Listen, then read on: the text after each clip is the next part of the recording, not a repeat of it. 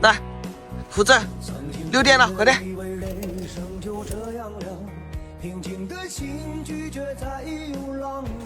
茉莉花。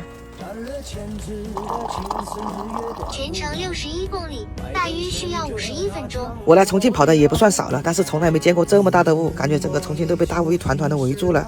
能见度低的时候不到50米，前车如果不开双闪，我根本都看不见。哦，过了，看不到，130米根本看不到。我想进入服务区，天亮一点再走，导航给我提示只有130米，但还是被我硬生生的走过了。这个雾太大了。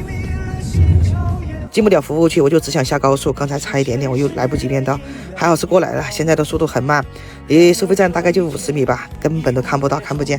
不过只要下了高速就好了，起码速度慢。小伙伴们也不要笑话，因为有网友说过，开车前3年是虎，后3年是狼，再开3年就是像我这样的小绵羊。这脸剩个尾巴了，在高速上不敢加，下面便宜点，少7毛还是可以了。哎，关门。约好的是9点集合，现在是8点半，这一排的全是吃的。带老三说一下重庆的面条，啥香不香？我们不是本地的。哎，你问他们，你们问他们。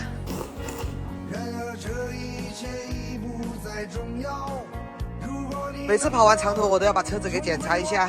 还好我这个工具箱真的是太实用了。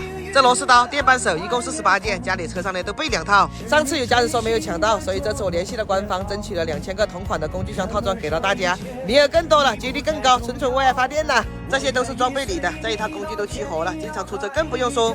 收纳也方便，放着也不碍事，超级实用。专属链接呢，我给你们放到评论区置顶了，想要的这回抓紧点，链接还在的话，就说明还有库存，没有特殊门槛，就是宣到宣得的事，多拿几个手机都来点链接吧。叉车没来之前，先把雨布解了，等一下的话来不及。这个雨布是好用，但是它粘性太强了，粘得绷紧，拉也拉不动，每次这样子，用力拉，能干能干，顶呱呱顶呱呱，过来过来，2个人真的是轻松了好多，如果是1个人。要跑过去跑过来的，怎么装的货就怎么卸，全程一点都没有挪位。刚才来了个小叉车，可能是吨位太小了，这个大的货也插不动，现在去换了，换个大不点过来。等了快3个小时啊，这个叉车还没到，工厂都要下班了，压一下就可以了。好，没有大的叉车后搞不下来，骑也没有用，去后组也没有用。只有慢慢的。这小不点全部搞下来了，但是车里面那个大家伙还是搞不动，又要等，继续等。等到下午，我的救星终于来了。今天真的是无语了，我的个乖乖！